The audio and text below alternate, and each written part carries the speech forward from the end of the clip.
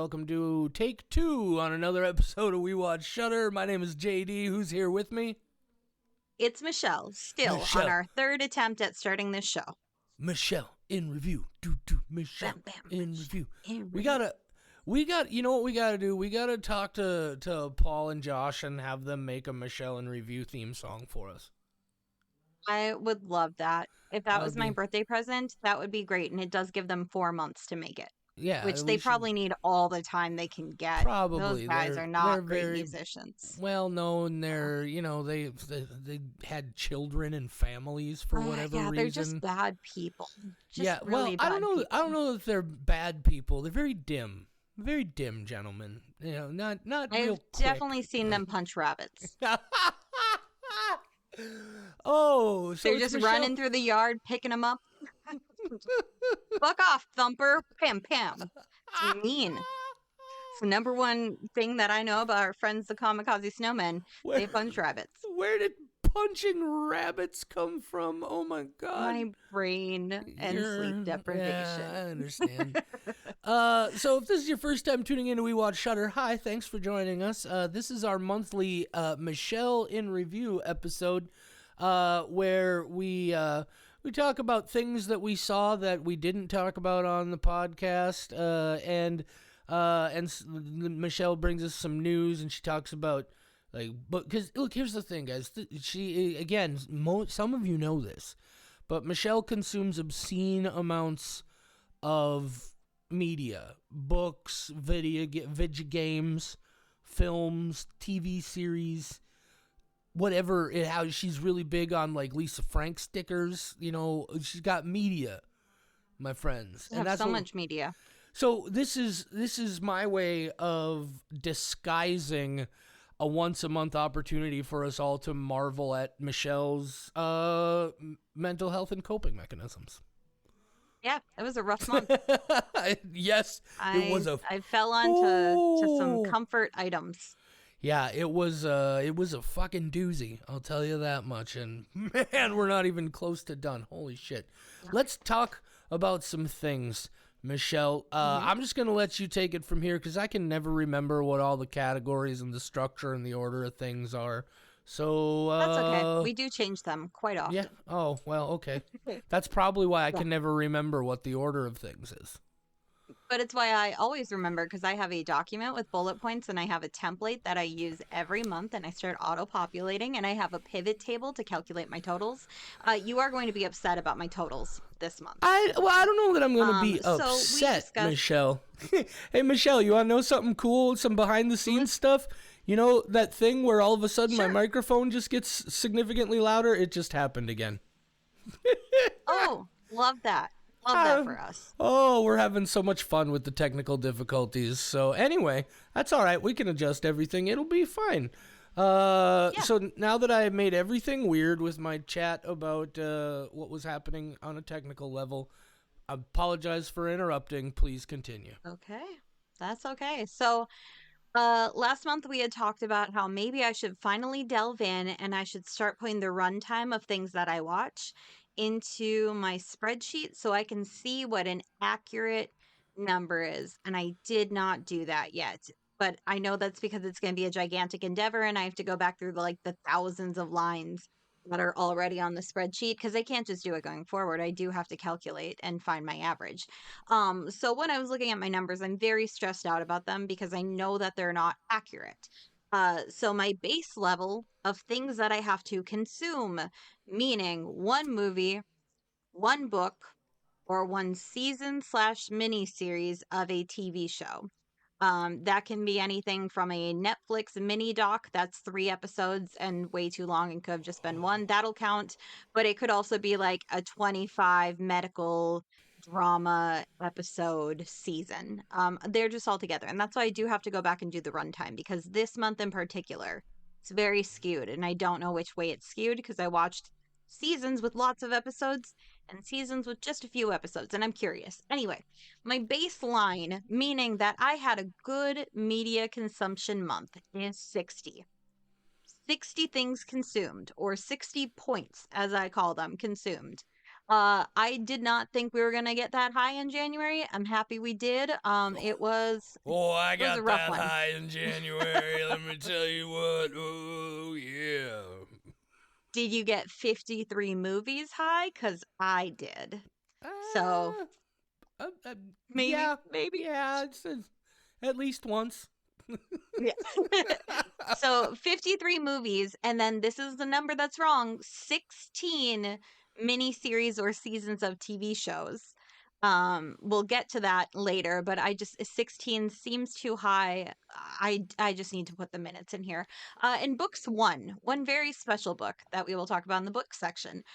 So categories of how I do this. I have rearranged them a couple times, but I've decided I'm starting with the news, the things that people care the most about, so that when we hit 30 minutes and shit's gotten goofy, they can leave and they know the information that they came here for. And then it can just be me ranting about Wait, different movies. do So, you think people come to Michelle and Review specifically for the news? of course, they're definitely not here for me. Oh, well, I mean, Oh, I just punched my keyboard on accident. Apparently, my hand man, was like, that's right, bitch. we're just having a bang up episode. All right, Ah, bang up. Michelle. And I punched my keyboard. What's going on in the Okay. news? Well, I did want to tell them my other categories first. So, Oh, sure. news first.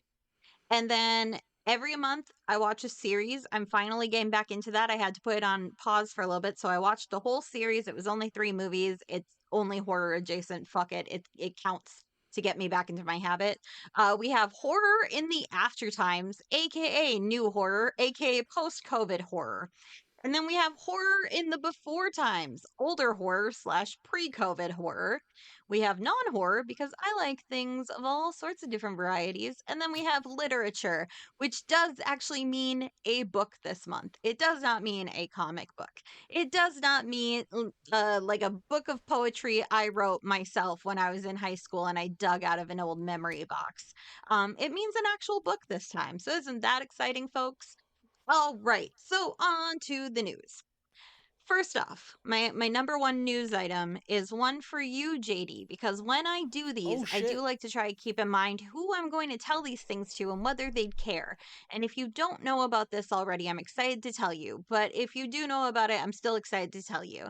Jane Schonbrun, can you say it? Jane Jane Schoenbrunn.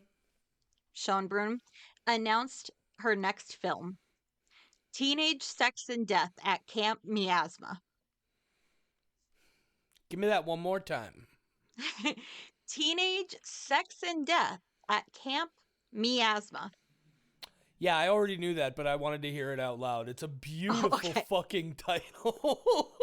Yeah. It's a slasher this time. Yeah, I'm always excited. I always is the wrong word because there's only been the two movies, and I was super excited for the one because I saw the first one. But yeah, I'm very excited. I can't wait.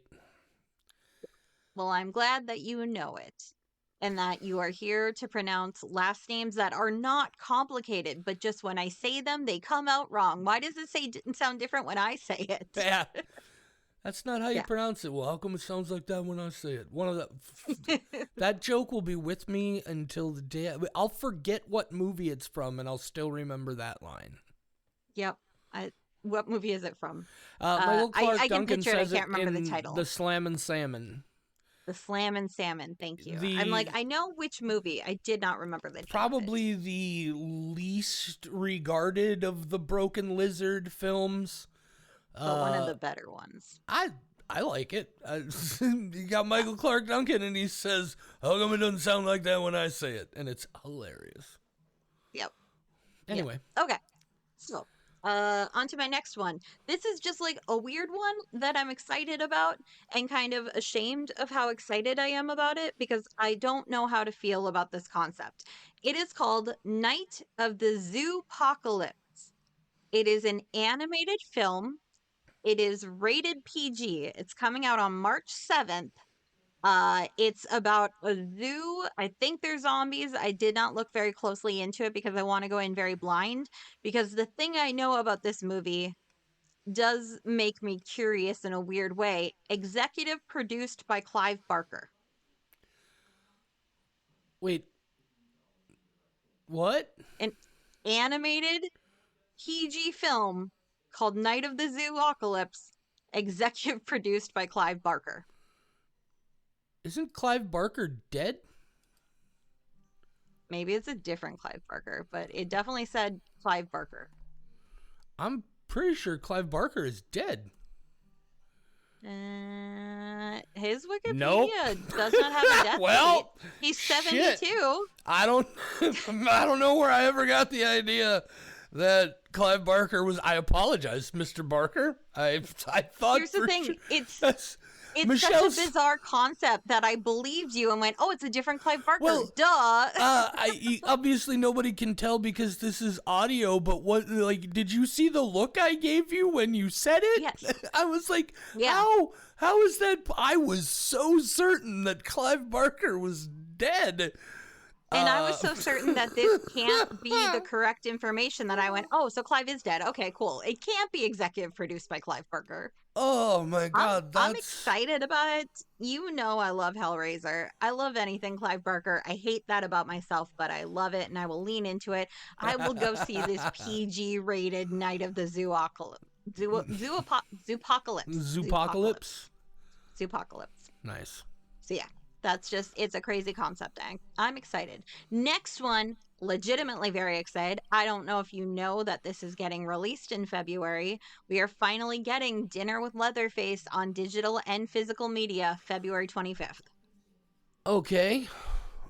It's the Leatherface documentary. Yeah, I know. That I've been so excited for, and I finally get to watch it. I don't care about physical media.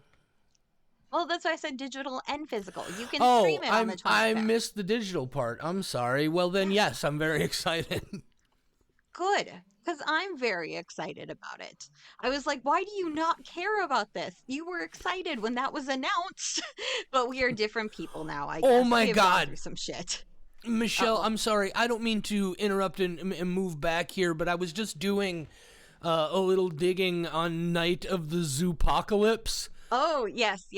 And I'm a little disappointed because the Wikipedia tells me the original title of Night of the Zoopocalypse was Night of the Zombies, and that is way fucking funnier. That is way better. Night of the Zombies. Oh my God, that's funny. Maybe it sounds too cute, and Clive Barker was like, "Nah, it's PG, but it's still got to be metal." Apparently, this is based on original concept by Clive Barker. It says, Clive Barker's original short story was just titled Zombies. Okay. Yeah, I had not read it yet. I had seen that it came from some property, but it was also like right before we recorded. I went, well, fuck, I gotta put that in Michelle review to talk about, so I did not dig very far. Have you ever read Holy Clive shit. Barker's The Thief of Always? I don't think I have read that one.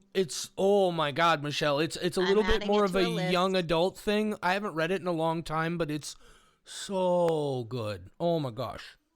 I do like a good YA book on occasion. For sure. Which just reminded me that I've been reading Maze Runner for like 2 years now, and I will never finish it. Because the prequel is the 4th or 5th book. How many books are there? I think it's the 4th one, and that's what I'm stuck there on are right a now. lot of books, Michelle. So many books. There are so many books. I have an entire bookcase of shame in my bedroom because then I can't escape it. And when I roll over to lay on my side, I see the 3 shelves full of books that I promised myself I would read. And that's not and even a it's drop never in gonna the happen. bucket as to how many total books there are. I know. It's So nothing. many books. And And I'm sorry, I didn't mean to derail everything, but I saw Night of the Zombies and it couldn't be avoided. It had to be spoken into the world. What were you talking about that I interrupted? I completely forgot already. I was done talking about Dinner with Leatherface. Dinner with And- Leatherface, that was the one. Yeah. And this is the one where we can get off the rails. This is the Michelle in review. There are no fucking rules. Oh, there's no If I want to fucking break rules into ever. the Department of Treasury and put everybody's information on a hard drive, if it's a Michelle in review episode, nobody's going to stop me. Yeah. I can do whatever I want during Michelle in review. I hate to break it to you, Michelle. Nobody was ever going to stop you in Michelle in Review or any other episode. See? I could have been the first one to break into the Department of Treasury with some tech bros. Disappointing. I just needed to be like, it's for a podcast, and they'd let me in. I just said it. As long as we're off on this tangent, I just said it on the Facebook like right before we went on the air. The fucking soundtrack to the downfall of America will just be a giant chorus of people saying, "Hey, you can't do that," because apparently that's all we're gonna fucking do about any of this shit. Is just like, "Hey, you can't do that." And I mean, Yeah. at the other side of that is what the fuck else can we do? You know, I mean, let's not get into it. Let's talk about more news. They Sorry, can steal my guys. identity. Sorry. That's gonna be their punishment. They become me and they're like, oh shit, we fucked up. I'm like a hidden trap. They're like, I bet this girl's got a good identity that we want to take. And then they get and they're like, oh no, menstrual cramps. Ugh. And they're like, I can't live with this. I have empathy. I see a dog and I just start crying. Why do I have so many thoughts at once? Why am I sad and happy? Why am I vacillating so wildly between those two things? Oh my God, I'm panicking. I'm panicking. Never panicked in my life. You know what? Fuck them. They can take my identity. Enjoy it. There's one little bit that popped into my head there that you should have thrown in, which is, and how do I know the word vacillate? They're tech bros. I'm assuming they know a lot of words that, like, don't get them laid at parties. Okay. So my next section for news this month, I decided to just do a remakes, adaptations, and sequels because that is all the rest of my news is. It is all something that is not an original property. And there's some I'm happy about and some I'm real worried about. Before we get into that, then, there is one thing that I want to bring up in the news section. Everybody's talking about it. Look, I'm just some jackass horror fan with a podcast that a few people listen to on a regular basis, but I'm so goddamned upset about this Damien Leone shit that's been going around all over the internet last couple of days. Fucking David Howard Thornton and Lauren Rivera, both just wonderful, very outspoken defenders of marginalized people and LGBTQ people in the horror sphere and all of that. And for that guy to come out and make the statement that he made, first of all, Which horror... is what, for people who might not have heard? Oh, it's, well, who hasn't heard, Michelle? It's in Forbes, for fuck's sake. But anyway, he basically said... the internet. Yeah, he was like, hey, I just think it needs to be said because, again, David Howard Thornton and Lauren Rivera, not as aggressively, but David Howard Thornton has said some real fucking no bullshit, you know, if you come in here with that anti-LGBTQ stuff, get the fuck out of here kind of, you know, the kind of attitude we like to see. And so Leone basically said, I don't have it right in front of me here, but it's like, hey, it's just... I think it's important to say on behalf of the Terrifier franchise that there's nothing political about this and we don't have any specific stances on anything. There's some people from both sides of the issues, Republicans and Democrats, in the work. And it just one of those, first of all, nobody ever suggested there was anything political about Terrifier to begin with. But it just... Mountain Clown is pure chaos. Yeah, he does not care about any political affiliation. It just so much smacked of, I'm terrified that I'm going to lose half of my fan base. Terrified, no pun intended. If I don't say something about the way these... And I'm genuinely curious what it's going to mean in the long run for Terrifier 4. Like, this is the kind of thing, apparently there were, like, nobody's made any statements, but apparently David Howard Thornton was leaving positive reactions on a variety of posts being very, very critical of Leone's statement.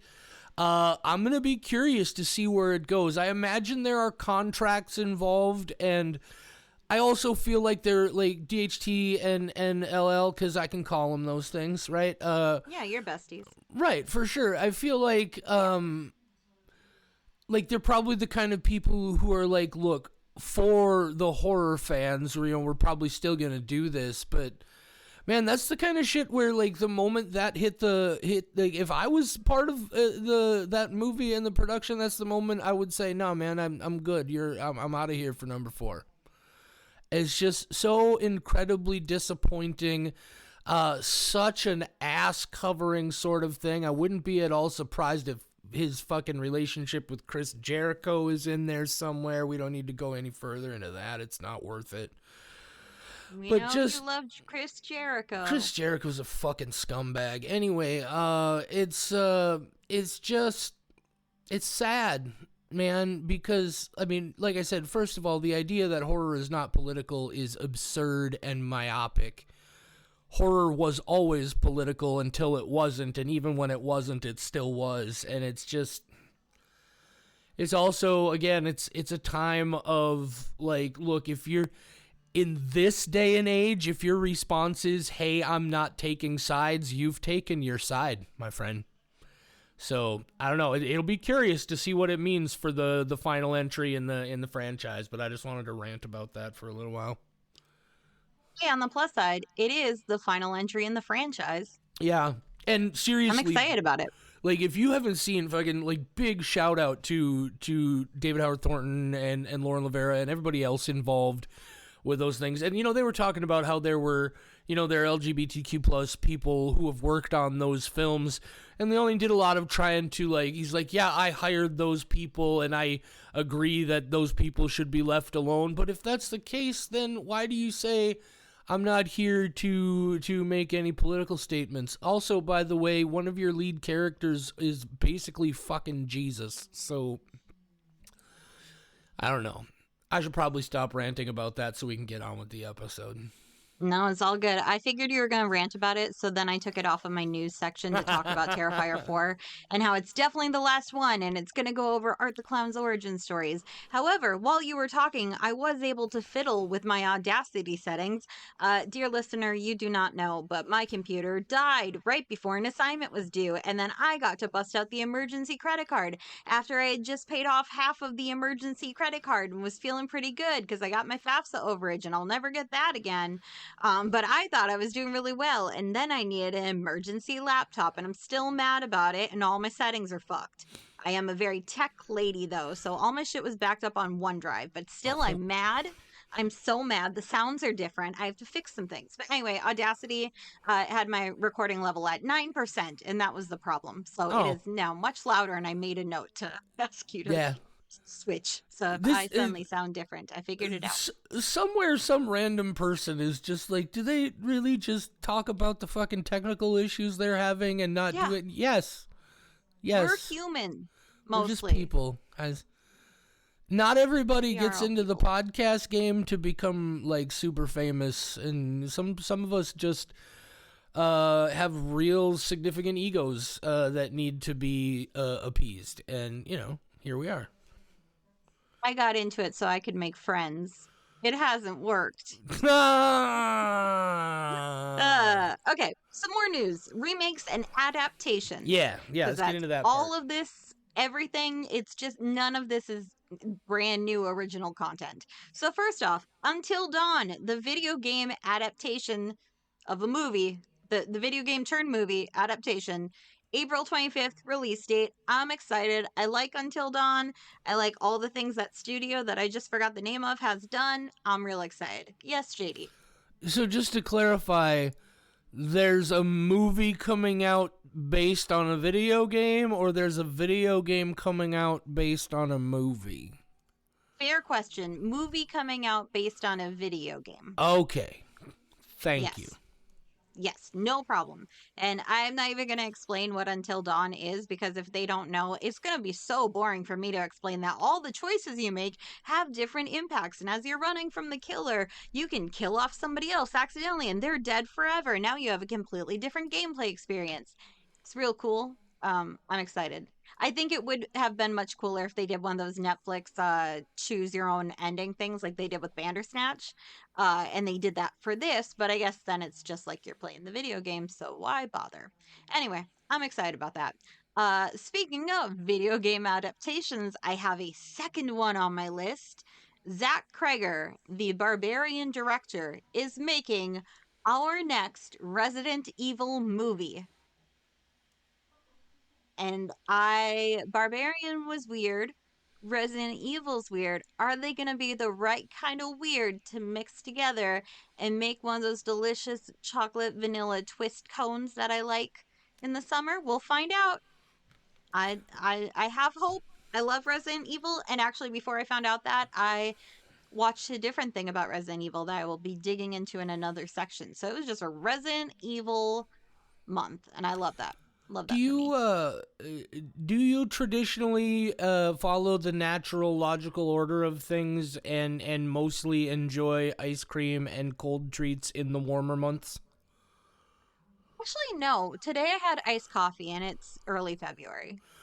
Uh, because just random thought when you mention ice cream. I don't know what it is, but apparently I'm not the only one. I have really intense cravings specifically for like ice cream and very cold treats in the winter. It's like something in my Oh, body that I don't have. wants my insides to be just as cold as my outsides, and that's weird, right? Except for during Christmas when they have the peppermint ice cream. That's the candy cane peppermint ice cream. Oh no. That's a good thing to crave. Oh, that stuff's delicious. No, I don't care for mint ice cream. Do you care for candy canes? No. Oh, I'm not really a I bought peppermint a guy whole at box of all. candy canes and I put them on the Christmas tree, and I'm the only one who ate any. So I ate an entire box of candy canes over the course of December. Oof, no. Spearmint It is was all right. delicious. I can handle some Ugh. spearmint, but peppermint is not my jam. No. Why are you being so controversial today? I don't know. Why That would I all say something so controversial yet so brave as I like spearmint more than peppermint? gross. It's the Okay, more grossest thing I've sequels ever and heard. remakes and stuff? Yeah, let's talk about something else that's really gross. I had posted about this on social media. Director Rob Jabbaz, who created The Sadness, one of the most fucked up movies I've ever seen, and one of my all time favorites, is the one who will be spearheading the crossed comic book movie adaptation. We are getting the guy who made The Sadness, the movie, and he's going to make Garth Ennis's comic crossed into a movie. And when people saw The Sadness, they went, this is as close as we will ever get to a crossed movie. And now we're getting a crossed movie from that same person. Holy shit. Holy shit, I'm so excited for that. It's going to be so fucked up. It does mean that I have to go buy the crossed comic books that I'm missing, and there are 100 of them. And Oh, it's going to Jesus. cost like $200 to have them. But I feel like if I just had to use the emergency credit card for a laptop, may as well just go all out and get $200 worth of comic books while I'm at it. You know, that's an emergency for my mental health. I mean, yeah, you're already in the shit. You might as well get a little more in there. Exactly. Fuck it. I'm going to be dead in a week anyway. Who cares? Everything's Wait, going to hell. you're gonna be dead in a week? I just assume all of us will be. That's Oh, where well, my that's brain is fair. right now. That's Yeah. fair. I'm kind of hoping they do burn it all down just cuz anyway, we don't have to get into it. I do enjoy a little bit of nihilism here and there. Okay. Next, Robert Eggers. Is that it or is it Eggers? Eggers. It is Eggers. Okay. Robert Eggers is writing and directing the next Labyrinth movie. I thought he was making a fucking Wolfman movie. Oh, he's doing that too. He's doing more than one thing. He's a multifaceted human being. I don't know if the Labyrinth movie is a remake, a sequel, its own thing. I don't know. But like they better not fuck up the Labyrinth or I'm gonna have some words with Mr. Michelle, Eggers. Michelle, Yeah, they yeah. can't. Nothing they do with this movie has any effect whatsoever on the original movie. No, of course not. I will still love the original Labyrinth, but if they somehow like get this awesome property, I'm gonna and then they don't do a good job, then I get sad because I'm like, I know what this could have been. It's like when you read a book and then you watch the movie and you're like, I know what this potentially could have been, and I'm disappointed that I didn't get that. Mm. Okay. Yeah, but I'm still gonna love the original Labyrinth. It's not like it's gonna ruin David Bowie's legacy. But yeah, I don't know. I just reacted to if they ruin Labyrinth, they can't ruin Labyrinth. They can't. If they fuck up this Labyrinth movie that is currently in development, I will be sad though. And I know, let's say like completely looking at it as just like Captain we gave Eggers Pedantic. an idea, and we were like, hey, what if this guy with a huge bulge and a magic ball steals a baby? And he's like, oh shit, that sounds crazy. And then he fucked up that concept, not knowing that there was an original Labyrinth movie that's based on. I would just be upset. I'd be like, you couldn't independently come up with a cool concept for this, Mr. I Magic Imagery Man? He's gonna insist that they shoot the entire film in an actual labyrinth with I'm only fine with that. natural light. Yep. And a minotaur. Genuine minotaur for authenticity. A minotaur. Sorry for making a minor mistake. This is what happens when I learn words by reading, okay? All my nerd words I learned from books. Everybody says minotaur except me. Yeah. Captain Pedantic!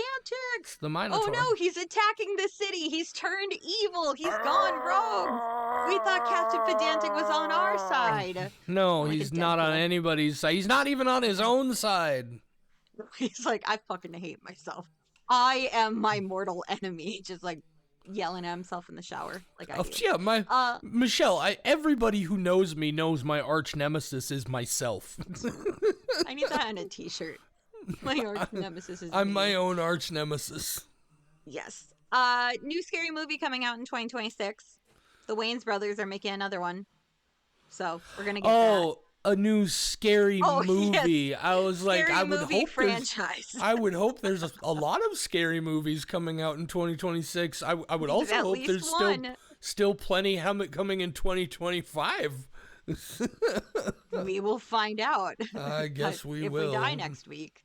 Okay, and then I actually just found out about this today, and I immediately bought it because it was not a lot of money, and so I could put it on the debit card. It was not an emergency credit card thing. It was cheaper than I thought it was going to be. The Cell Director's Cut. Arrow released a 4K special edition Blu-ray set on January 21st, and I had to get it because the Cell. Is that Tarsum thing with Jennifer Lopez and Vincent D'Onofrio? And Vince Vaughn. Vince Vaughn. Yeah, I love that movie. I Wait, haven't Vince watched it in a Vaughn while. and Vincent D'Onofrio are both in that? Is Vincent D'Onofrio the bad guy? Yeah. Yeah, then Vince Vaughn is also in that. Oh, okay. The Cell is actually what started my little crush on Vince Vaughn, which is a fucked up movie to be like, that guy's kind of hot, because he's like walking around in a nightmare place and like getting his intestines ripped out and stuff, and I'm like, yeah, I'm into that.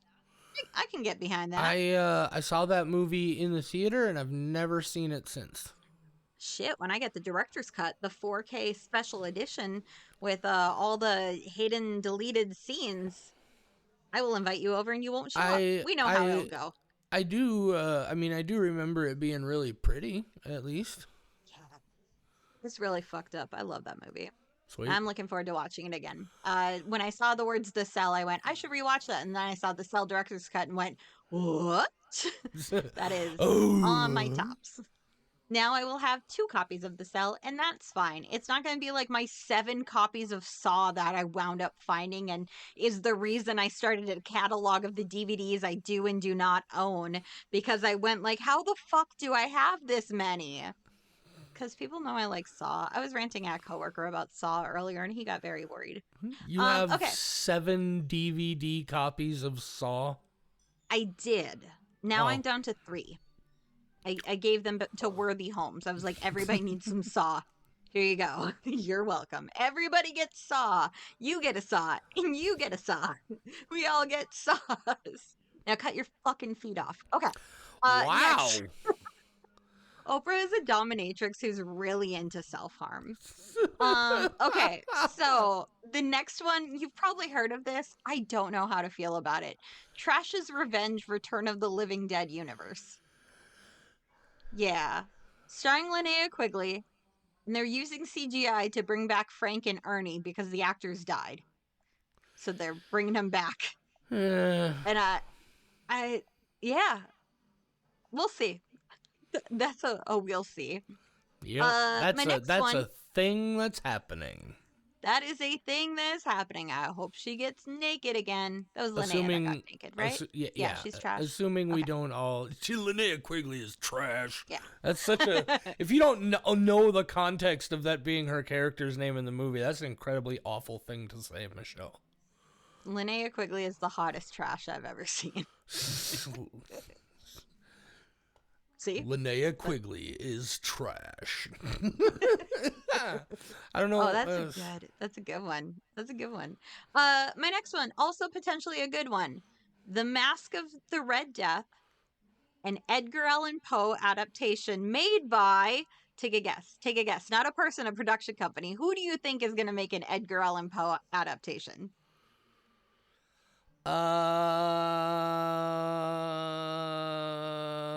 Astron 6?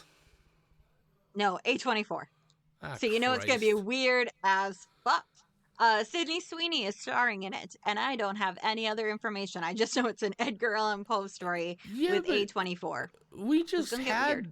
probably the best adaptation of the Mask of the Red Death you're ever going to get in the Fall of the House of Usher series. Yeah, but this is a movie. It's I don't different than care. 8 episodes. 8 episodes is a lot. Is a lot.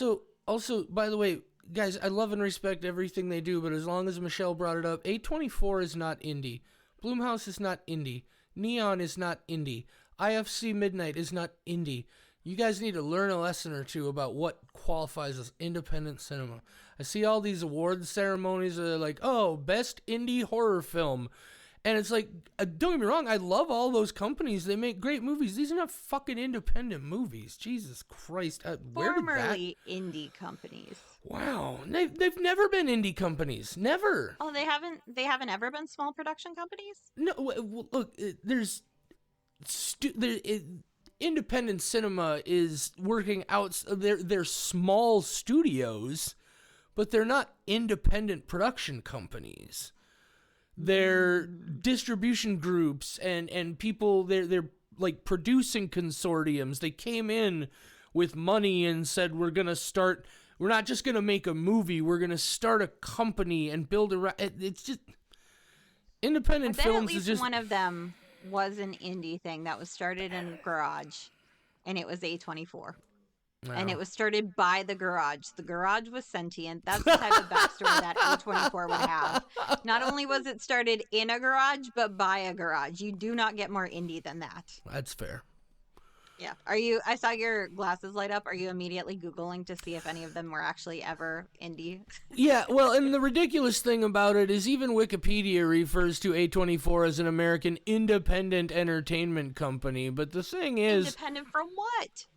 Yeah, exactly. It's what independent has come to mean on a certain level is it's not like Universal or MGM or Paramount. You know, if it's not one of those big five fucking studios, then it's an independent. No, it's not. Fucking Clerks was an independent film. That's a film that a dude made for $30,000 on his fucking own with no backing from anybody whatsoever. And it found its way into the world, right? Clerks was an independent film. The vast majority of what Miramax gave us was not independent film. I don't know why I got off on this tangent. I don't even remember. You said A24, and it just lit something up under me. Hey. And again, I love that work. It's respect, but this is not fucking independent cinema. Yeah, it's Give me different a break. classification. It's not independent cinema. Well, let's see if this next one makes you I'm in a upset or mood. happy. Holy shit. I didn't think I'm in a mood. I will Trump's say fault. I am also in a mood. I'm very good at hiding. It's fucking Hiding my Trump's moods. fault. I'm on medication. Yeah, I know. Everything is fucking Trump's fault. Ugh. Anyway, this is why I watched a lot of content this month. So the next one, we're getting a remake of Audition. Takashi Miike's Audition, but it is by Christian Taftrup, the person who made the Speak No Evil original, the All right. Danish one. Yep, Now, like, yep. I have to immediately check myself because I am the guy who's very regularly like, I'm not against the idea of remakes in general, Yeah. but the biggest thing for me is like, we already, not only do we already have Audition, but it's really fucking good. So like, why? That's the part I like. I guess, get your freak on, make your movie, whatever. But I don't understand the drive or motivation. I don't either.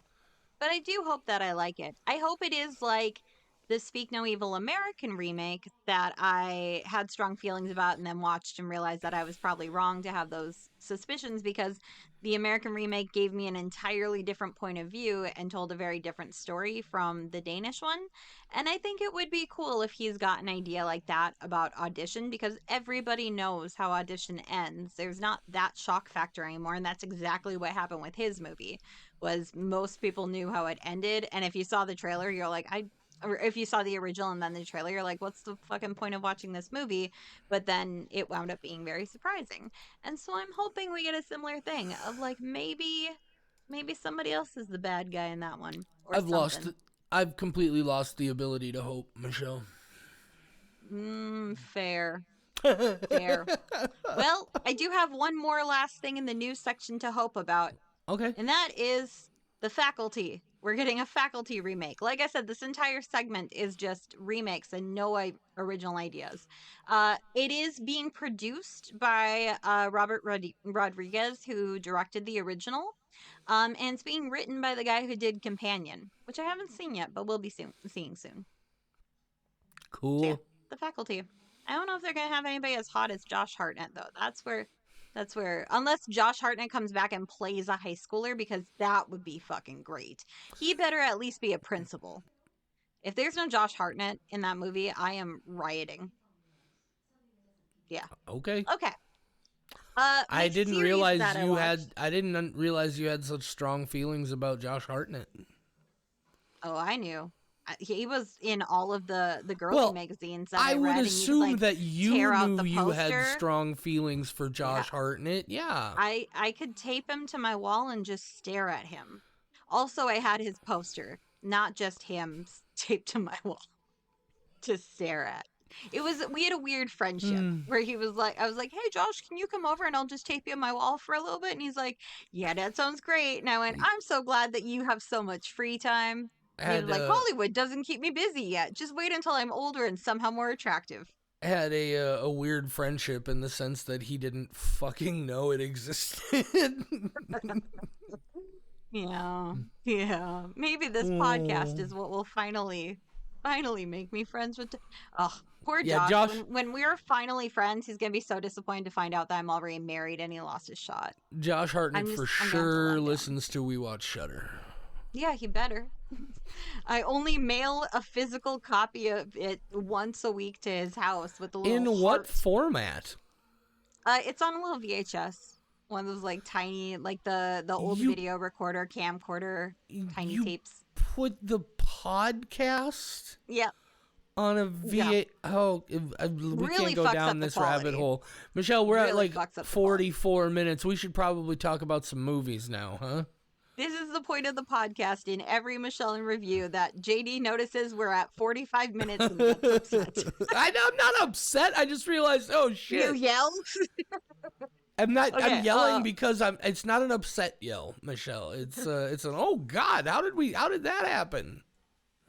because it's Michelin review. If we're I'm under an hour always and a half, it's a weird day. look. All right, my series then. Venom. I watched all three Venoms. Fuck you, it counts. Venom made me laugh, and I needed that. Those movies are not great, but fuck, they're very funny. I like Venom. He likes to eat things, and that's pretty cool. I watched Venom. No one come at me. I enjoyed it, except for the ending of the third one, which is the ending of all of them.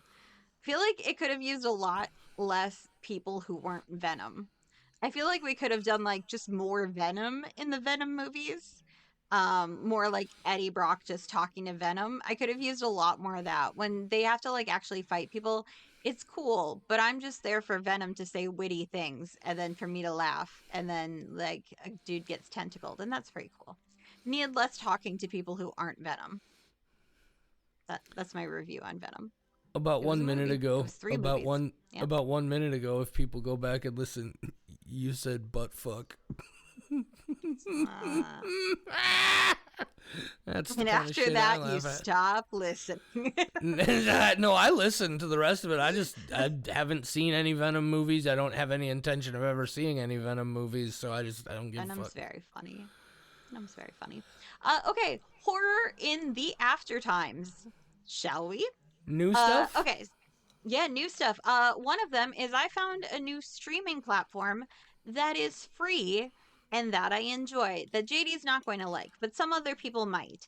And that is Found TV. It's entirely found footage movies. And you might be thinking like, oh, these are all little indie things, and there's a lot of that on there, but they do also have things like uh what is it, Deborah Logan, Taking of Deborah Logan, whatever the Deborah Logan one, like, so bigger names like that just on their homepage. I went through their catalog. I watched a whole bunch of stuff. The next one that I'm going to watch, I don't know anything about it. But the next one, when I get back to watching Found TV, is going to be We're Not Here to Just Fuck Spiders, I think is the name of it. I can tell you in 2 seconds what exactly. It is We're Not Here to Fuck Spiders from 2020. I'm gonna watch it just based on that. They have some good stuff. I like Jeffrey's Hell. It's pretty formulaic, and it's also what made me realize that the reason I like found TV or found footage movies so much is because I like boring documentaries. And if your movie is mostly a boring documentary, I'm cool with that. That's what I realized. I like a good boring documentary. And that's what a lot of found footage is. And then Jeffrey's Hell, it gets a little bit wacky at the end. And I was like, fuck, I was kind of interested in hearing from all his friends after he went missing, though. So it's good. It's good. I actually liked it. There's another one that is worth watching. Technically, it's not in the after times because this is a 2018 movie, but it's in the found TV section. It is called Night Shot, and it is a woman with the camera guy, and they go explore old places. And JD's never going to watch it because the entire thing is French and found footage. But it is cool because the entire thing is one take. There are possibly cuts, but it's definitely meant to be all one take, and a significant portion has to be, and it's also definitely possible that actually is all one take, but I like that. So the movie JD will never watch, Night Shot, because it's French found footage. Too many Your F's. three least favorite F's. Yep. Too many F's. French found footage. Nope, Yeah, too many. so found TV. If you like found footage, that's literally all they do, and I have enjoyed just going into the realm of a someplace that has a movie called We're Not Here to Fuck Spiders. I don't know what it's about. I will report back at the next Michelle review because you bet your bippy I'm gonna have seen it by then. Okay. Next, A Different Man got released on HBO Max. Fuck you, it's not just Max, it's HBO Max. I know that you were just trying to get out of paying your royalties, so you changed your name to Max to get out of the contract. Fuck you, it's HBO. It's HBO forever. But A Different Man, starring Sebastian Stan. He is a different man. He's an aspiring actor with, I forgot what his condition is, but it does cause benign growths all over his face, and so people are scared of him and all of that stuff. And he tries to find a solution to this problem he believes he has, and it's got some really good body horror moments. But what I like more about it is that it's body horror is good because of the things that happen after the body horror. Like Jeff Goldblum? Yes, turning into a fly. Goldblum. Life finds a way. That's Jeff Goldblum. Okay. The guy who plays saxophone now in a jazz band. That guy. So him turning into a fly, that body horror is great.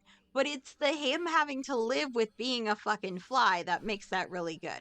The substance, recent body horror, but it's more the like, oh shit, what has happened to me that makes that good. And A Different Man, it has a little bit of body horror, and then it has a fuck ton of, oh my god, what is this? And I love it. The Sebastian Stan, I do have to go look up this guy's name. Sebastian Stan plays this person, Edward, who has these facial deformities. And there's another person named Adam Pearson who actually has those facial deformities. And it was so cool that he got to star in this big movie. I just think that's really fucking cool. And it's got a really good message to it. And it's also really fucked up and very funny at times. So, A Different Man, check it out. It's the more like fucked up what is happening to me version of body horror, where it's not really that gross. It just like, it makes you go like, huh, everything's kind of fucked now. And I like that. Yeah, I've got it on my Max watch list. But of course, the whole 2 hours of it is making me prioritize other things for right now. It goes fast though. It goes fast. It goes That's two actually one hours that is what it I goes. think Whether I think it can justify 2 hours. It did not feel like it. Anyway, finally watched The Primevals, which is a movie that I told JD about, and then JD saw it months before I did because I just could not get myself to watch it. I don't know why. Sometimes I get really excited about a movie and then I can't watch it for that reason. I'm just like, this is going to ruin everything. But Primevals is really fucking good. it's dope. It is, yeah, it's that one guy whose name I should have written down before I started talking about him. The Primevals, David Allen. He spent 30 years making this weird sci-fi movie where they're essentially trying to track down some sort of cryptid. It's kind of a Yeti, maybe a Yeti, and they're journeying to go find more Yetis. It's real fun. It does a perfect blend of like fun, campy 80s sci-fi, but still with a modern feel of like, yeah, I can tell you edited this now, even though it looks like the 80s. Like it's not choppy. It's great. Really like the Primevals. It was fun. Yeah, big fan of that movie. A lot of fun. Yeah. My next movie I'm not going to name because I did not like it.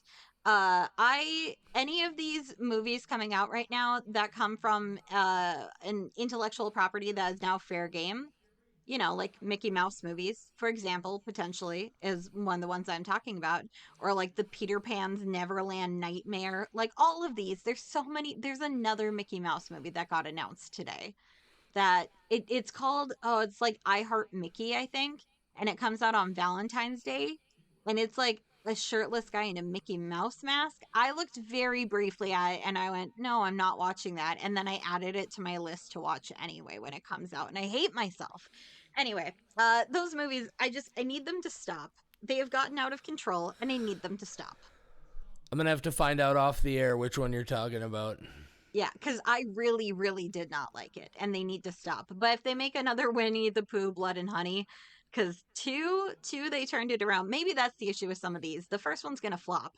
Then they have to go, oh, we fucked it up, and then make it really good. Because Winnie the Pooh, I hated on really, really hard that first movie. I said it was the worst movie of the year, but the second one's so fucking good. I still uh don't know why it's not blood and honey, but it's spelled Hunny, because that's such an iconic thing from Winnie the Pooh. Is his honey jar was Hunny, but apparently I was too smart for him.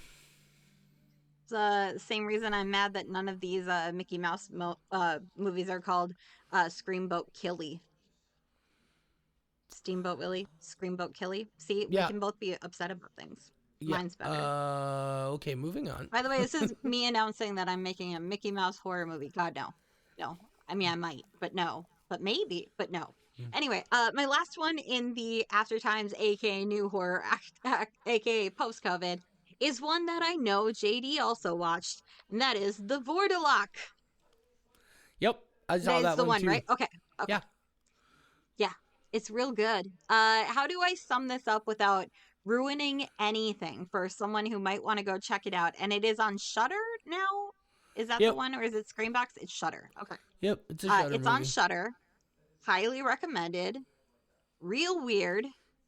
Real weird. Uh, I'm just going to say it makes a very big choice that might not have paid off, but that 100% worked for me and I really liked it. But I think it is better if you go in not knowing what that big choice is and then seeing how you feel when you see it. Yeah, which by the way means don't go to any fucking Shutter websites or social media because they've got pictures of it plastered all over the goddamn place. I don't understand.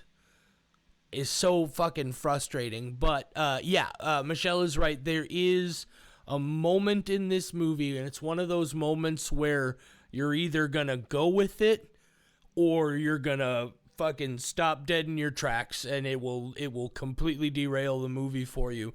I didn't dislike the movie. It had a couple of things about it that didn't really work for me, but I really appreciate that it said, nope, this is what we're gonna do, and they did it. I'm pretty sure it was shot on 16 millimeter. It has this really kind of older kind of look to it. It's also very soft focus, which is a big part of that. But no, plenty about it that I liked. I didn't like it as much as you did, but it's a very interesting movie that I think fans of anything weird and different should really check out. Yeah, it's definitely weird. I do need to check whether, so it's a 2023 movie. I think it was widely released in 2024, so I I believe cannot so. put it on my best of 2025 list, even though I just saw it, which is a bummer because I liked it that much. I plan on rewatching it. It's real weird, and the thing it does made me way more uneasy than other things that they might have done.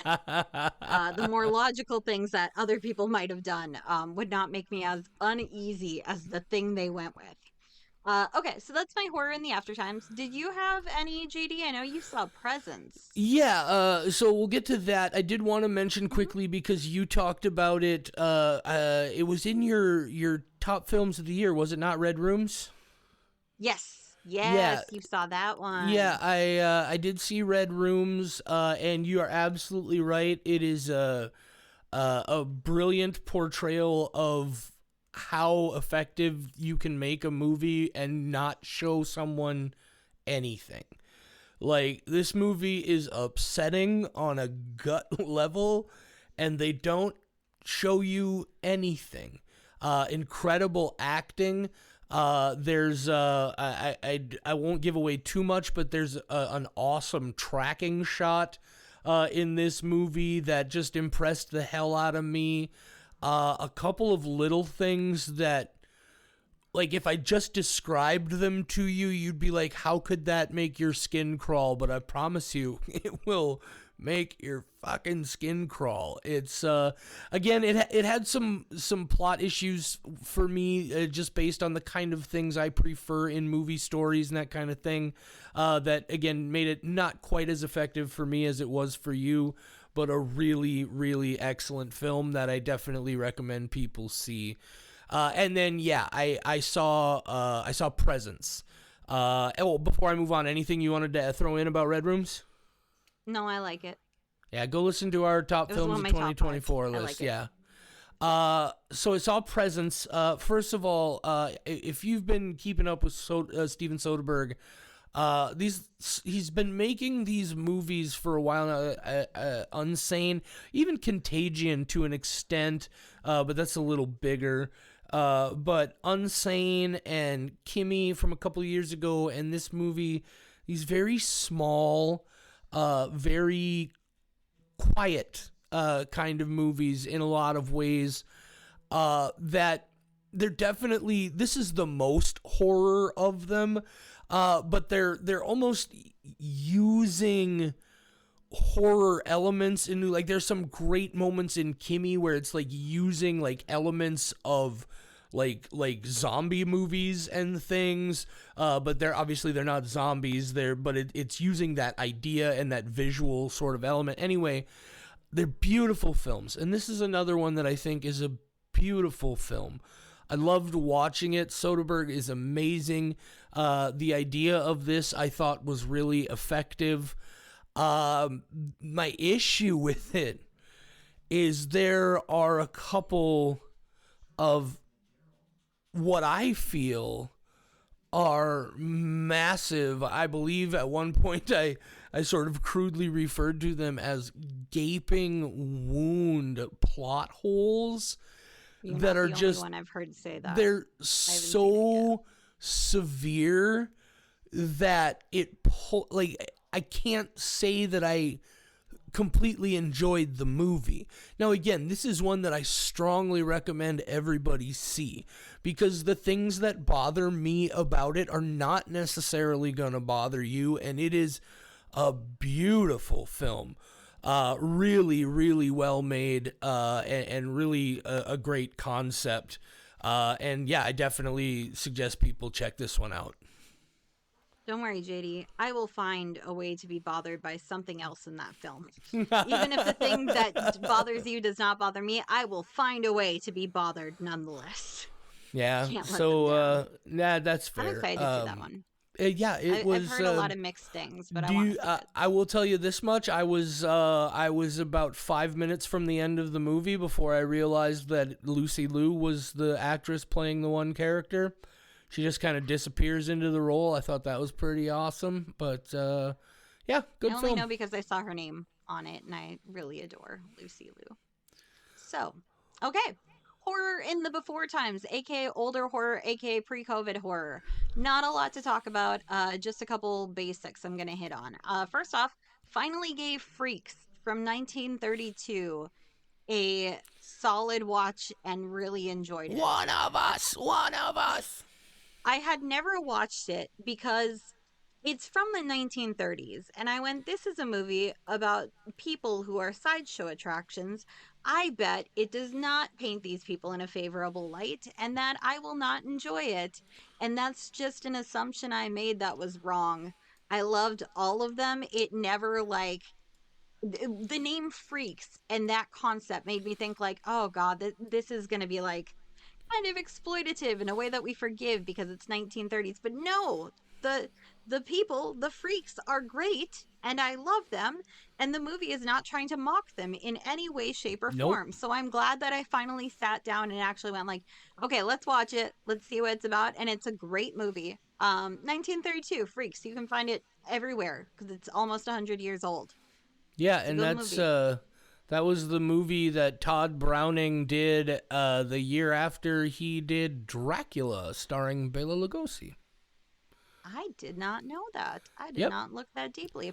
Yeah. Also, Freaks is like remastered now. So near the end, I was watching the remastered one, and near the end, it gets like that massive, overly bright bloom effect for one of the last scenes. And I went, oh, if the whole movie was like this, I would not have enjoyed it because it's hard to see things. So I think giving it the remastering and making it closer to HD really did some good stuff too. So I'm glad that they did that.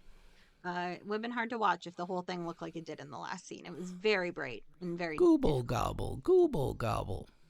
One of us, one of us. Legendary, And then legendary.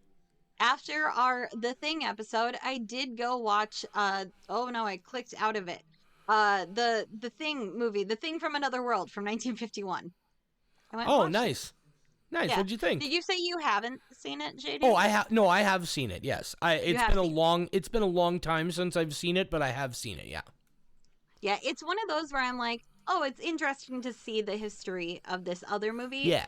even if I don't necessarily like this. And it's not that I even disliked it. I just went, I'd rather be watching the 1980s thing than this movie, but Yeah. it's cool to see like the origin of where Yeah. that story started. It's definitely a generational film, and one that I think for anybody, I think it's so generational that in order for anybody who's coming to it new in 2025, it's gonna help if you don't have a lot of other stuff under your belt already. It doesn't stand the test of time as well as some other stuff from its time period does.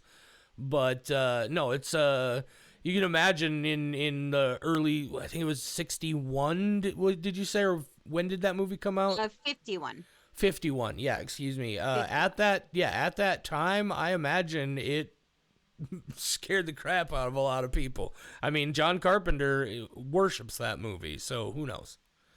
Yeah, it is a good movie. I will Yep. probably never see it again, but I Yeah. don't mind watching it and knowing that it spurned on something in the future. Nice piece of history, yes. Yeah, my next horror in the before times. I don't know if you know that they did this. But I you might have passionate feelings about it. We'll see. Uh on Shudder, they released Gaspar Noé's Irreversible, the straight cut from Mm-hmm. 2019 got added to their platform and I had to watch it. I have only seen Irreversible once in its entirety and I decided I did not need to see it again.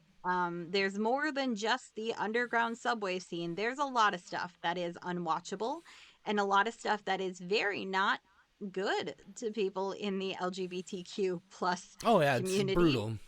Yeah, it's really brutal for a lot of reasons, but and I had always said that the one time I would probably watch it again would be if they did what they did, which was put it in order, like sequentially.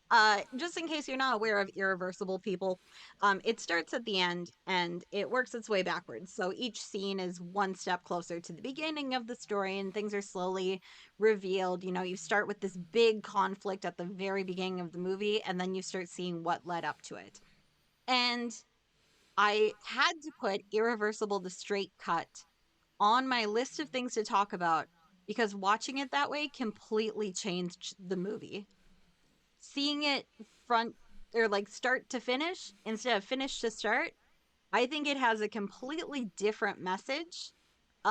It makes a lot of the main characters' choices even stupider.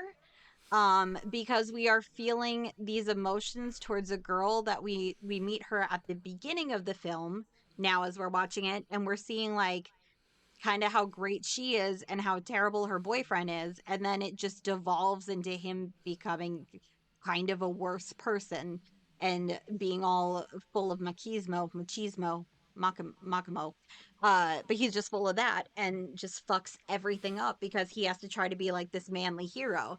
And it is a very different story from watching Irreversible in its original form. If you can stomach it, I recommend it. Not for JD, for anybody else. But it was interesting. I was like, I'll watch it out of curiosity, and I did not expect to feel so strongly about like this is kind of a better movie and way more upsetting in a way because now I really like this woman because I get to know her first. Yeah, Yeah. it's a movie I've never seen all of. I've seen enough of it to know that I don't have any interest in seeing the rest of it. Yeah, it's there's one part that nobody ever talks about, but it's an arm breaking scene that is Mm-hmm. one of the like hardest things I've ever like there's something about it. It's really brutal and that fucks me up more than anything else from that movie. And that's a movie full of fucked up stuff, but the arm Yep. breaking is intense. It's bad. So yeah, Irreversible, the straight cut. If you're curious, watch it, but take some anti-nausea meds or something first. Like have a nice scented candle and some relaxing rain playing in the background so that you can get through it. Eat like a tab and a half of acid about an hour before. Oh fuck, that is something I do not want to do and then No, watch it's not. Irreversible either cut. And then my last thing, this is actually Uncle Jeff. People who know the podcast and have been here for a while know that my Uncle Jeff is the one who showed me horror movies at way too early of an What age, up, and now I'm Jeff? desensitized. What up, Uncle Jeff? He introduced me to this movie. And what happened is we were talking on the phone and he was vaguely describing this movie to me and trying to figure out what the name of it was. And I was like, what the fuck are you talking about? Like, this sounds insane, like an acid trip. I think what he described it as, which is not actually how it is, he's like, yeah, there's these monsters that are made out of saw blades and animal skulls. And it's all in black and white, but it's a modern film. And I was like, what the fuck? And I had to type into Chat GPT to figure it out because it drove me fucking crazy. It's called November from 2017. And holy shit, I loved it. It has the best opening 3 minutes of, I can't say any movie ever because I mean, like, Up exists, but it is a very, very captivating first 3 minutes of this movie.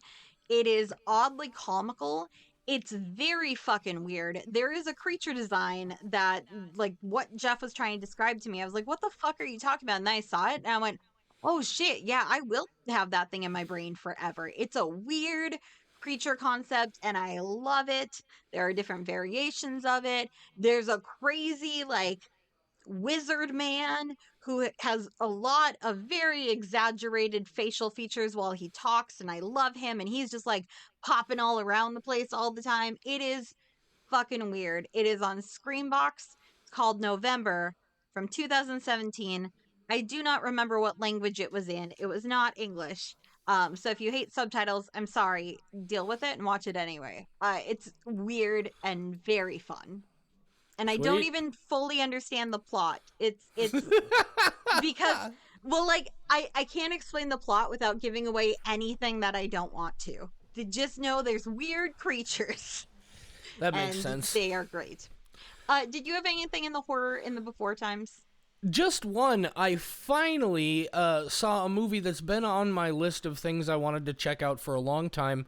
And this one also goes quite a ways back to 1967. It's a Russian film called V, I think is how you pronounce it. It's VIY.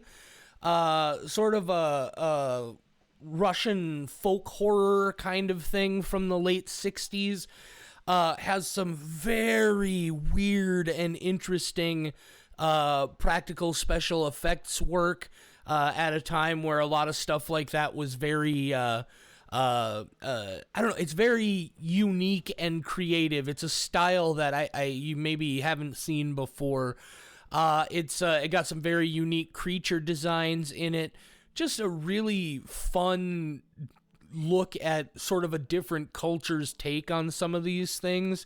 The basic gist of the plot is this woman dies, and a priest has to hold vigil over the body for 3 nights, I believe, and all sorts of crazy stuff happens. It's really fun. Apparently, it was remade a few years ago in a version called, I want to say, Forbidden Kingdom.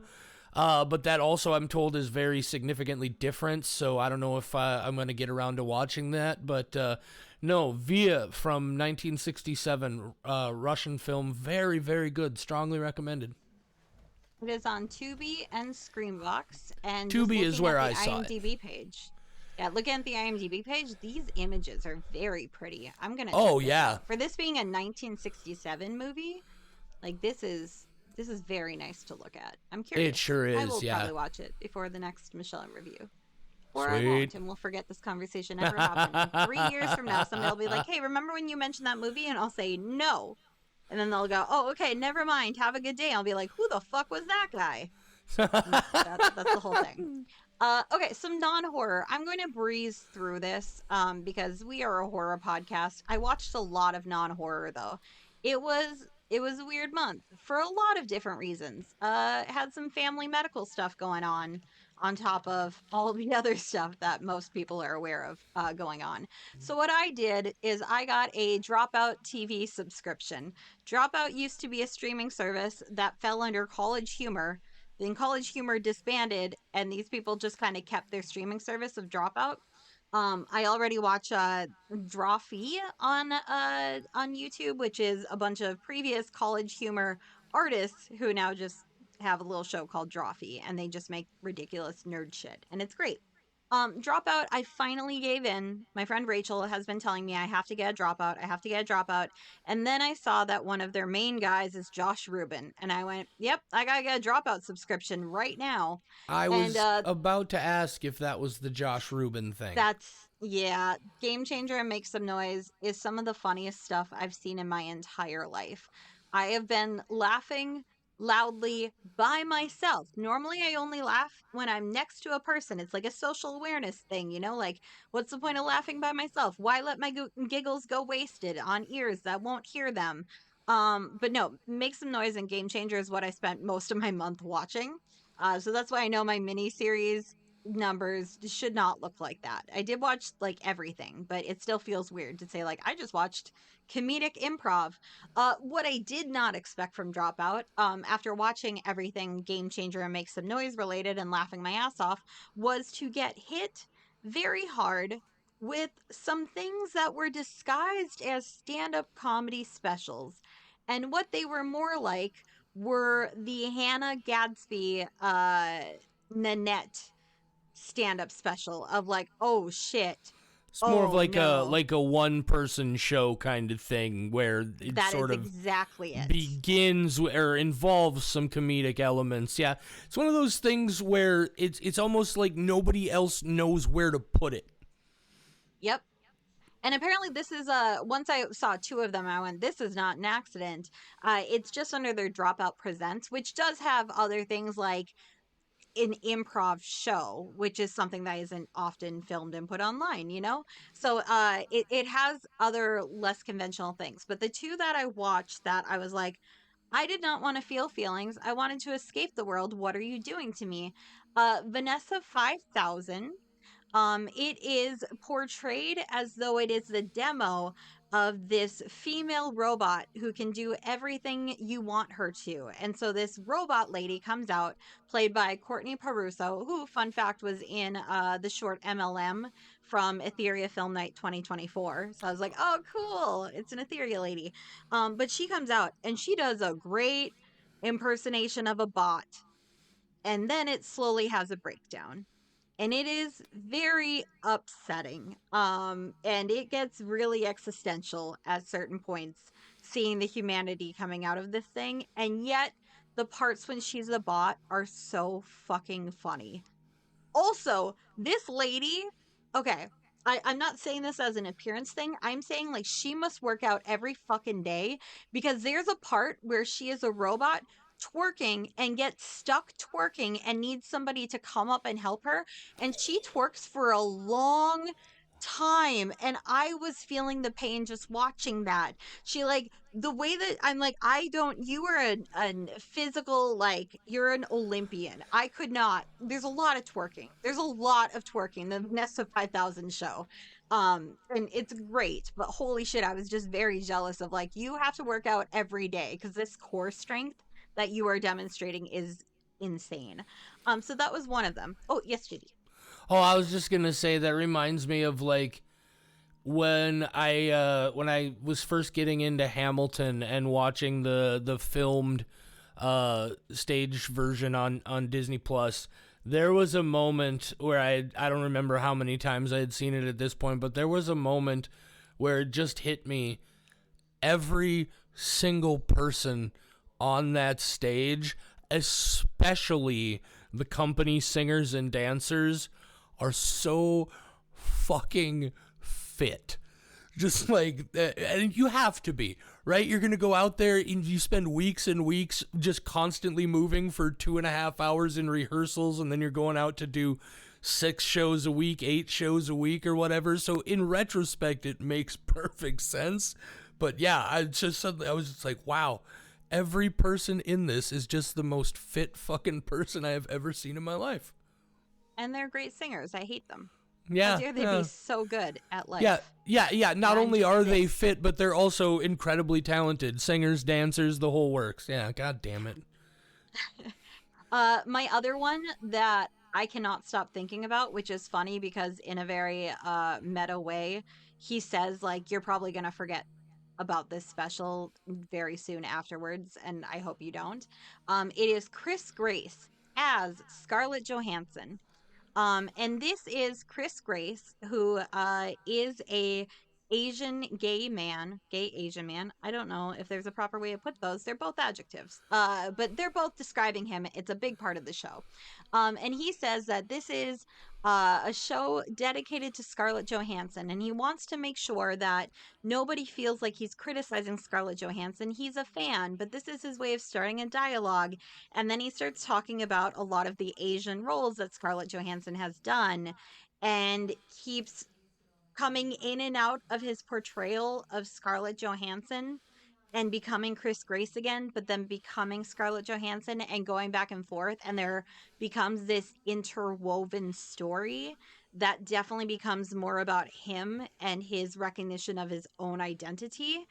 And it's one of the most brilliant things I've ever seen in my whole life. And I think everybody should get a dropout just for a month. It's $6 and go watch that because it is fantastic. It sounds very compelling. Yeah. I can get you my login deets for a month. Sweet. Sweet. Okay, and then my Michelle, other things, and I just yeah, want to point out I am currently high as balls. I can tell. I can tell. But it's great because that's how you should be. I do get to talk a lot more when you're high as balls. I got some I really can decent get through my stuff list. from the That's good. pharmacy. Yeah, I'm glad. I'm glad for you. it's pretty You nice. were making up for Friday's Oh, that meltdown. that that reminds me. Well, we'll talk later. Okay, sounds good. Two of the in January I get to see a lot of people's favorites of 2024 lists, and two animated films kept coming up on everybody's list, so I watched them.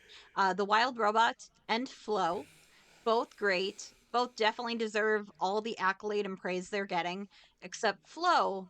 I did not expect to be crying 5 to 10 minutes into what I thought was going to be a lighthearted animated movie about a cat, and I did not expect that the movie would end and then I would go down a rabbit hole trying to remember everything I know about Taoism and Buddhism and reincarnation and uh, all of that stuff to try to solidify what I thought the movie was about. And then I found out I was fucking right, but I did have to spend a while researching. It's been a while since I learned about Taoism and Buddhism in a very like more than just surface level stuff. So Sure. Flow, very upsetting. I Very recommended. Yeah, those are both movies that I am very interested in seeing. For me, in particularly, the Wild Robot strikes me as something that I'm going to Yeah. be really, really into.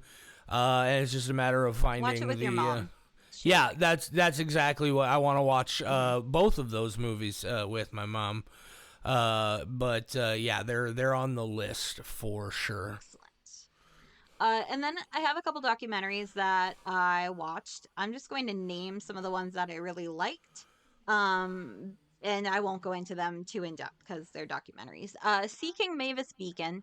JD laughed at me last year when I got excited about Seeking Mavis Beacon because I said Mavis Beacon was one of my favorite video games, and he laughed at me for calling it a game because it's a typing lesson. But there's a Tutor. documentary called Seeking Mavis. Yeah, Tutor. It's Seeking Mavis Beacon, where they try to track down the lady who portrayed Mavis Beacon. And there's a lot of stuff that we could get into, but we're not going to because I'm running out of time. And it's about a documentary that has nothing to do with horror. But if you watch it and you want to talk, hit me up. Mike Mignola, Drawing Monsters, the guy who made Hellboy. It is a documentary about him and what it took to stumble across his ability to make money off of making these Hellboy comics, and what his life was like and how he got into the business and stuff. That's pretty cool. This is the Tom Green documentary. Fucking loved this is the Tom Green documentary. Um, Tom Green is I it it re-sparked my love of that man, we'll say. And now I want to go back and rewatch a lot of Tom Green stuff. It's so fucking ridiculous. And I did not realize how ridiculous it was until I was an adult watching the documentary he made about himself. And he's just so deadpan. Like he's interviewing his parents, and his mom's like, is it natural that during a movie that's a biography that the person the movie is about is writing it or is directing it? And Tom's like, no, it's not. There's actually a rule that you shouldn't do that. It's definitely not a thing that you should do. And she's like, who wrote the rule? And he's like, I don't know, but it's a very important rule in this documentary he's making about himself. So it's really fucking good. And if you like Tom Green, you'd like it. And then my last one is horror related. I rented George A. Romero's Resident Evil, and I Yeah. fucking loved it. I love zombies. I love everything zombies. So then reading or not reading, listening to all this stuff about George A. Romero's work and then the history of Resident Evil and how they briefly crossed streams for just a little bit, and then we got a thing that was completely different. I loved it. It combined a lot of my love for zombie movies with my love of zombie video games. It was worth the $5 or whatever I paid for it.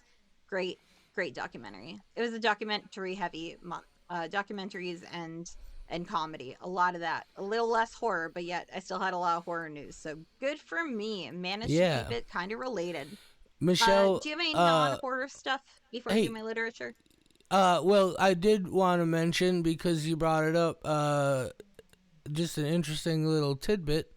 Back in 2015, your boy got to, as a stand-up comedian, open a couple of shows for Tom Green. It was September 25th and 26th, 2015. Tom Green's a really nice dude. He's He's real. super Canadian. Yeah, we did the Friday night show here in Fargo at the Fargo Theater, and then we all rode in a car together, me and him and a guy from it was Aaron Duma.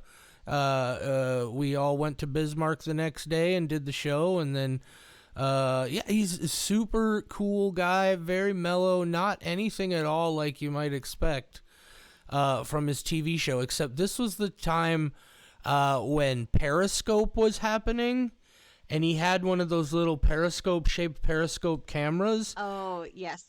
and he was basically live and streaming out to his audience the entire time we were with him.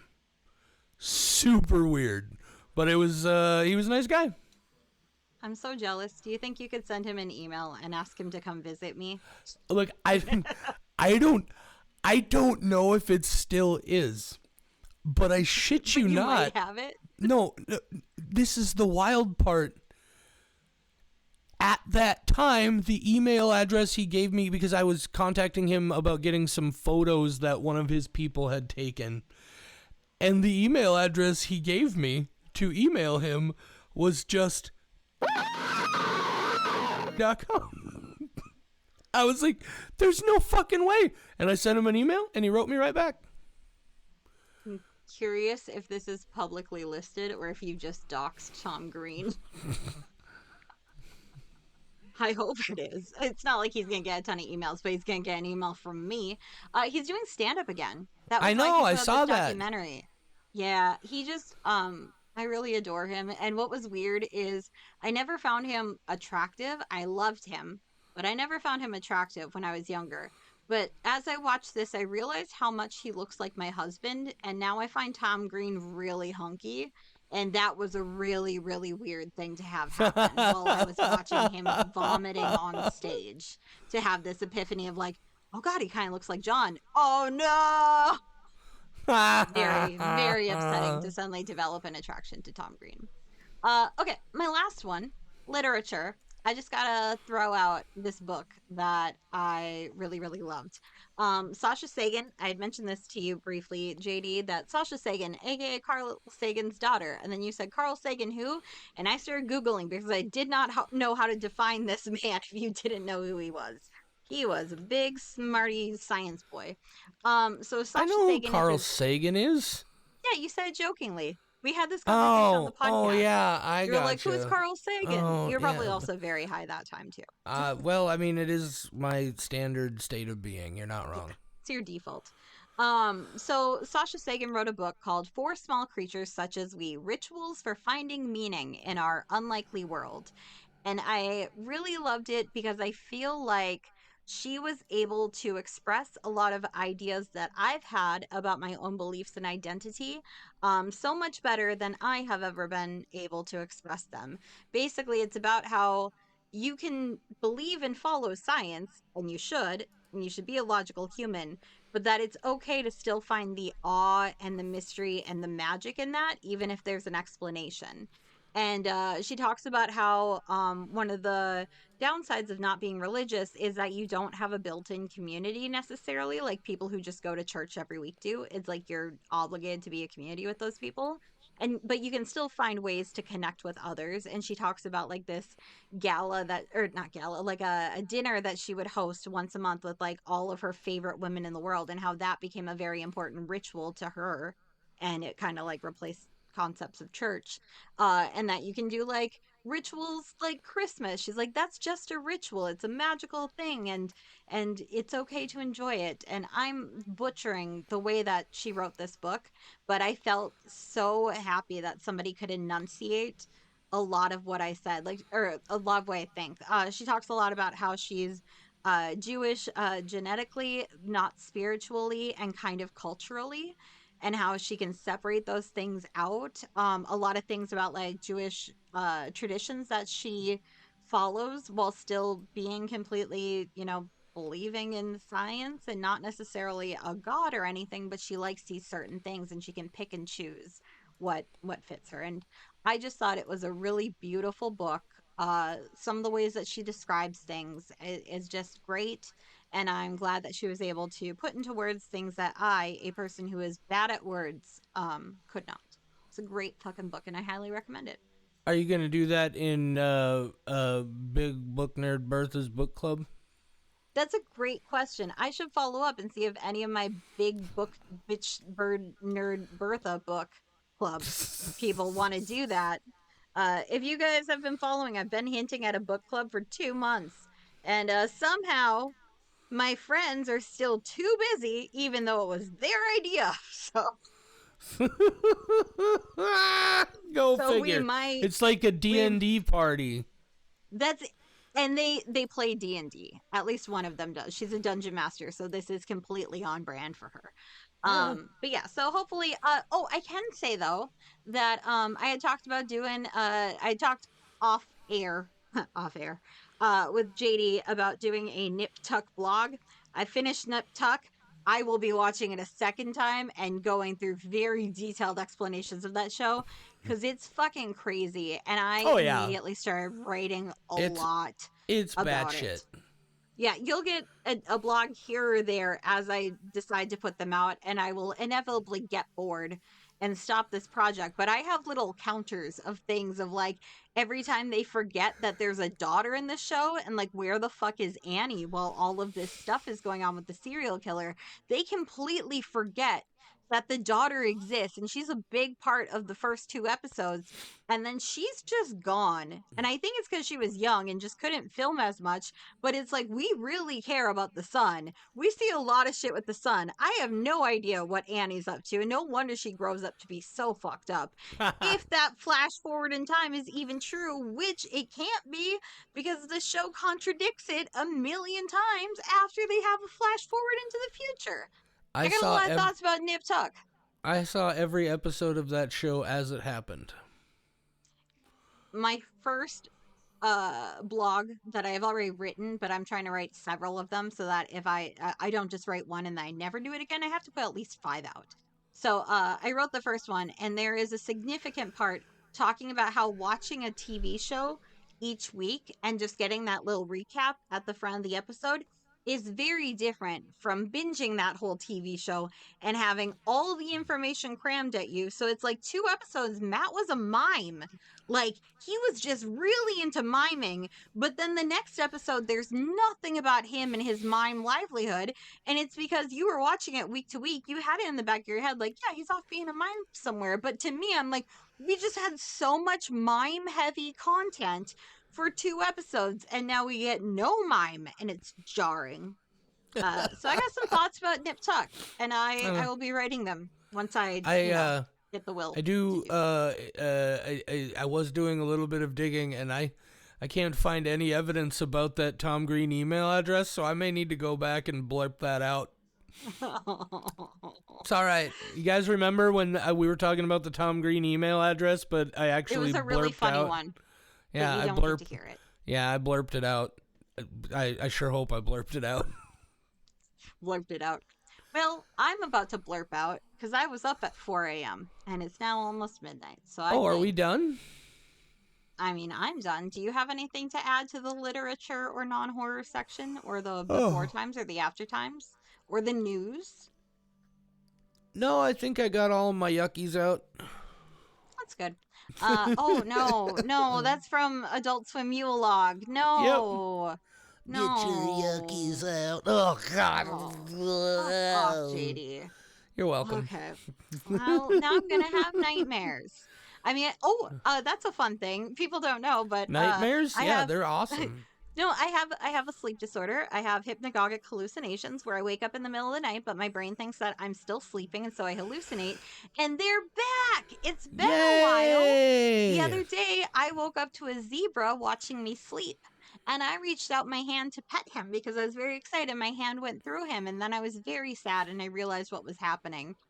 It's definitely much better than when I would wake up covered in spiders and would jump out of bed and potentially hurt myself. And that's why I had to do a sleep study so that they could like try to make it so, I'm not a danger to myself, just leaping awake because I'm covered in insects that aren't actually there. Now they're friends. Sometimes there's a zebra and he's just in my room watching me sleep. And it was very comforting. So that's back. That Definitely sounds not like a good frightening. time. Yeah. I definitely don't wonder all the time if I have an undiagnosed brain tumor, but I mean, you could probably pay somebody to find out for you. I'm a woman. Do you think a doctor's going to listen to anything I have to say?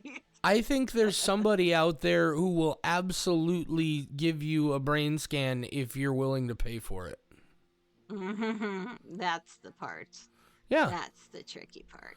It always is. Side note, by the way, guys, I do have one more thing to say because it's been in my craw because of all the fucking shit that's going on. My mother has cancer. My mother receives chemotherapy treatments every other week. Every one of those chemotherapy treatments is $11,000. $286,000 a year. And now, some fucking psychopath is letting another psychopath just tinker around in all of our shit. Slowly, one by one, they're like, oh, they'll never take Medicare. They'll never take Social Security. Bet. Motherfuckers. How long could you survive on $11,000 a pop chemotherapy? How many of those could you afford before you were completely fucking drained? World's a goddamn mess. I don't know why I decided to end on such a negative note. Oh, it's what we're all thinking. I'm hoping just fuck it up really badly for a few more weeks to the point where nobody can deny that things are bad. And then fix it. It's speed run it so that we can fix it. Speed run it. Yeah, speed run. Oh man, Elon Musk got in some deep shit because he tried to pretend that he was a really good Path of Exile 2 player. But then is that what got him in deep shit, Michelle? It was the video game faking. That was the thing that really got people. That was the thing. That was what I saw a lot more of for a long time. And so the Path of Exile 2 thing happened where he did not know how to play the fucking game. I've never played Path of Exile 2, and I know how the fucking map system works because it's basic game mechanics. And he went to live stream and was like talking about his character and stuff and had no fucking clue what he was talking about. And then it came out that he had to admit that, yes, he does pay people to play the game for him. And everyone's like, wow, that's fucking lame that you tried to pretend. You could have said, like, I don't have time to play the game.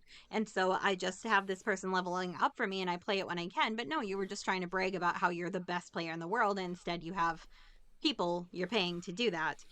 So all of that shit happened. And video games. I forgot where I was going. It was a Musk thing, but it's just very funny that happened, and now he's just mad at all the gamers and taking our information. Elon Musk is a scumbag, and I wouldn't be sad at all if he died.